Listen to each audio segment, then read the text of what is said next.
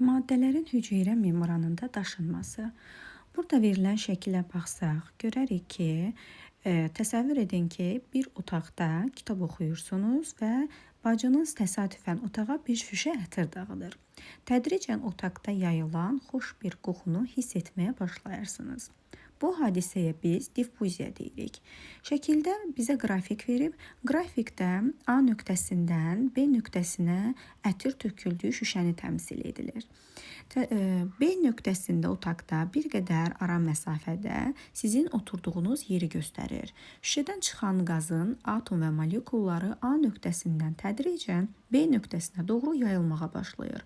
Burada göstərilən A nöqtəsindəki mavi xətt də dağılan ətirdir. B nöqtəsində isə ondan biraz uzaq məsafədə yayılan ətirin qoxusudur. Və tədricən bu zərrəciklərin hərəkət istiqamətidir göstərilib və molekulyar konsentrasiya qradiyenti hesabına ətir yayılır. Burada iki nöqtə arasında konsentrasiya və ya qatılıq fərqi var. Bu konsentrasiya qradiyenti iki sahə arasındakı konsentrasiya fərqidir. Mayələrin və qazların zərrəcikləri kinetik enerjiyə malikdir. Lakin biz keçən dərsdə keçmişdik ki, buz molekulları arasında kinetik enerji olmadığı üçün onlar sabit quruluşa malik idi. Lakin mayələr və qazların zərrəcikləri kinetik enerjiyə malikdir. Onlar davamlı olaraq hərəkət edirlər və təsadüfi olduğundan bu hərəkət konsentrasiya qradiyenti ilə əvvəlcə aşağıya doğru hərəkət edəcək, müəyyən müddətdən sonra isə bərabər məsafədə yerləşəcək. Ətir qoxusu bütün evə yayılacaq ki, bu da diffuziya hadisəsi adlanır. Burada bizə fəaliyyət hissəsində diffuziya sürətinin ölçülməsinə aid belə bir tapşırıq verib. Tapşırıqda deyir ki, indikator məhlulu ilə bənövşəyi rəngə boyanmış jelatin kubları diaqramda göstərildiyi kimi durulaşdırılmış turşu məhluluna yerləşdirilir. Hər kubun tamamilə narıncı rəngə boyanması üçün lazım olan vaxt cədvəldə göstərilib. Deməli, burada kubların ölçüsü müxtəlifdir. Biz bilirik ki, kubun 6 üzü var və kubun tərəfinin uzunluğu da burada qeyd olunub. Birincidə kubun tərəfinin uzunluğu 1-dir, digərində 2, 3, 4, 5 və 10 millimetrdir. Buradakı kubun səth sahəsini taparkən 6 tərəfi olduğuna görə 6 vurulsun L kvadratı düsturundan istifadə edirik. Və birincinin 6 elə olduğu kimi kubun həcmi 6 vurulsun 1-in kubundan 6 edir. İkincidə 6-nı vururuq 2-nin kvadratına, 6 vurulsun 4-dən 24. Üçüncüdə 6 vurulsun 3-ün kvadratından, yəni 6 vurulsun 9-dan 54. Dördüncüdə 6 vurulsun 4-ün kvadratı 16, 6 vurulsun 16 da 96 edir. Beşincidə 6 vurulsun 5-in kvadratından 150 tapırıq. Və sonuncuda isə 6 vurulsun 10-un kvadratı 100, yəni 600 edir. İndi biz kubun həcmini tapacaq buradan. Kubun həcmi isə birincidə 1-in kubu elə 1 edir. 2-nin kubu 8, ikincidə 8 tapırıq. Üçüncüdə 3-ün kubu 27. Dördüncü kubunki 4-ün kubu 64. Beşincidə 5-in kubu 125. Altıncıda isə onun kubu 1000 eləyir. Və buradan biz səth sahəsinin həcmə nisbətini tapanda səth sahəsi bölünsün həcm düsturundan istifadə edərək burada tapırıq. Gəlin tapaq. Belə ki, 6-nı səth sahəsi birincidə 6-dır. 6-nı kubun həcminə 1-ə böldükdə birincinki 6 edir.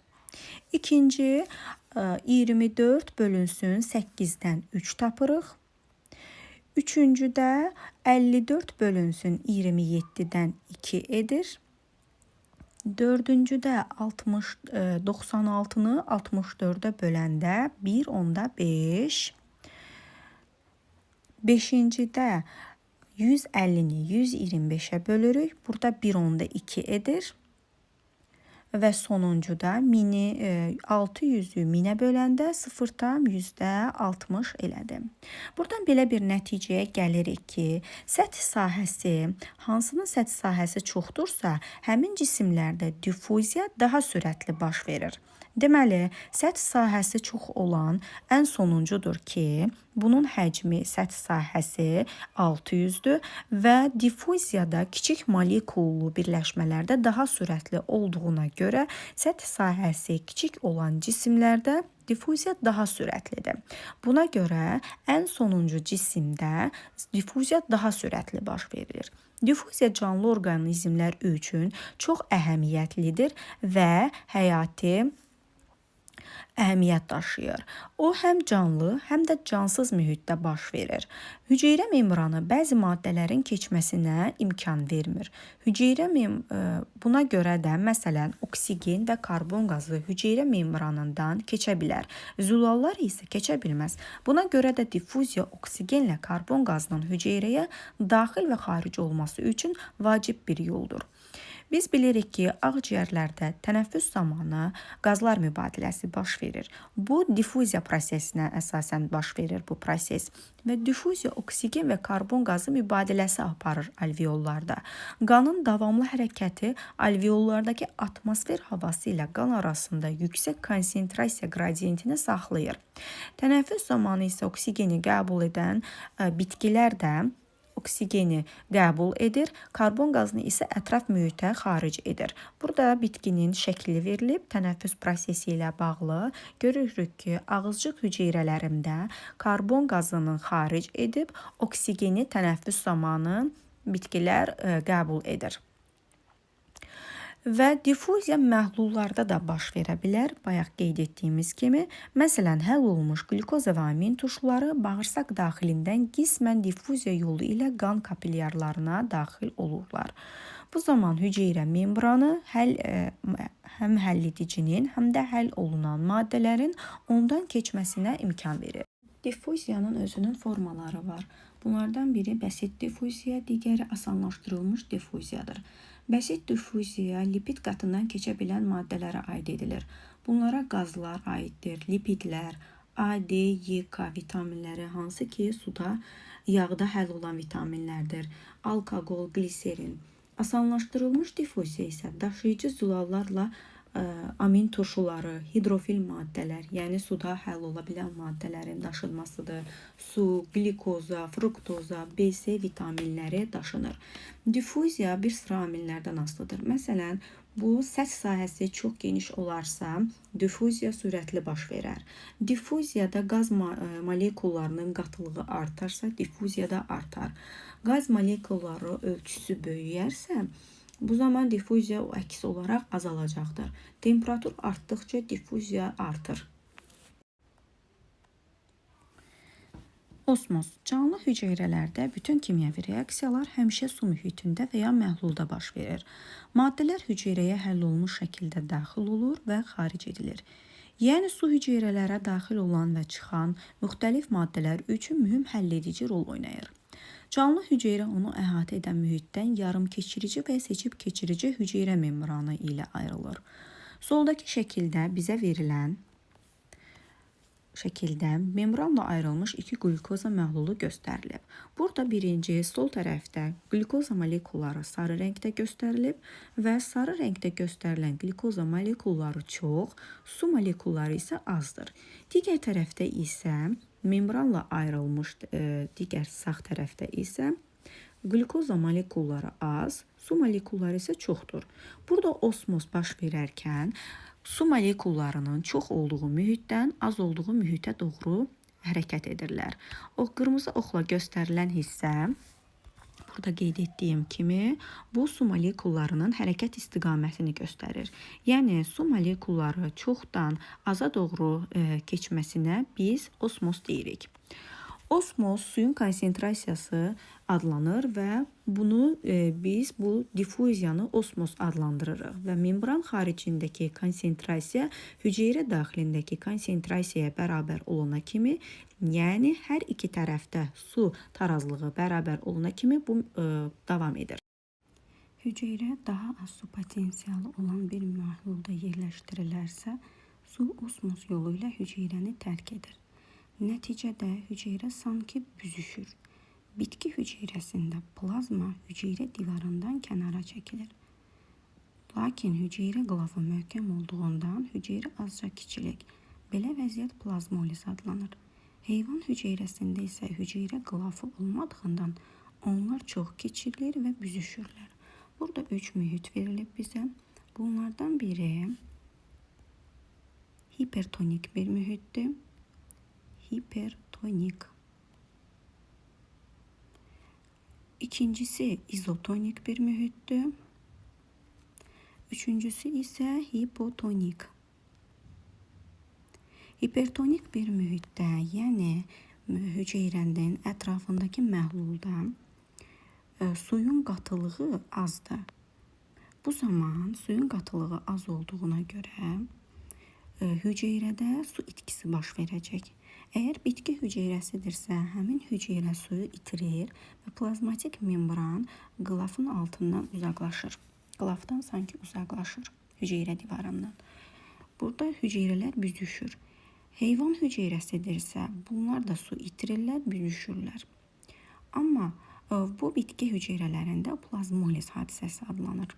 İzotonik bir məhlulda isə hüceyrənin qatılığı, hüceyrənin tərkibində su, ətraf mühitdəki məhluldakı su ilə bərabər olduğuna görə burada suyun həm girişi, həm çıxışı təmin olunur və heç bir dəyişiklik baş vermir.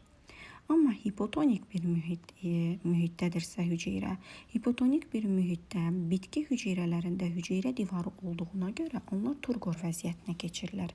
Yəni hipotonik bir mühitdə ətraf mühitdə suyun qatılığı çoxdur. Su çoxdur və su osmos yolu ilə hüceyrəyə daxil olur. Bitki hüceyrəsində bu turqor nəticəsinə gətirib çıxarır və deplazmoliz adlanır. Deplazmoliz zamanı plazmatik membran hüceyrənin qılafına doğru söykənir. Amma heyvan hüceyrələrində bu qılafı nazik olduğu üçün hemoliz hadisəsi baş verir. Burada 3 məhlulu qeyd etdik. Turqor bitkilərdə yumuşaq toxumaların formalaşmasında mühüm rol oynayır. Əksər yarpaqların və cavan zoğların, xüsusən də ot bitkilərinin gövdə və yarpaqlarının hüceyrələrindəki turqor təzyiqinə görə möhkəm dik qala bilir. Hüceyrələrdə suyun buxarlanması sürəti yüksək olduqda onlar turqor vəziyyətini itirirlər. Və bu da bitkinin solmasına gətirib çıxarır. Bəzi bitkilər hissələrinin hərəkəti turqorun dəyişməsi ilə əlaqədardır. Məsələn, örtük toxumasının qapayıcı hüceyrələrinin turqorunda baş verən dəyişikliklər ağızcıqların açılıb yumulmasına səbəb olur.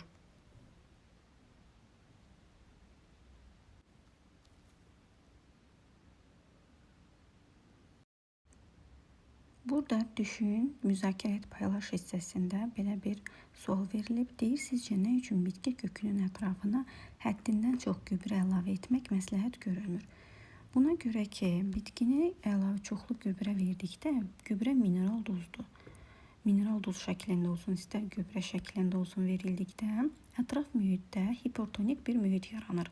Yəni suyun faizi azalır, mineral duzların faizi çoxalır. Buna görə də hüceyrəyə su daxil olmaqdan xaric olur. Hüceyrə osmos yolu ilə suyu bitki hüceyrəsi xaric edir. Yəni hüceyrədə suyun çıxmasına səbəb olur. Buna görə də bitkilər artıq su itkisindən quruyub məhv ola bilər.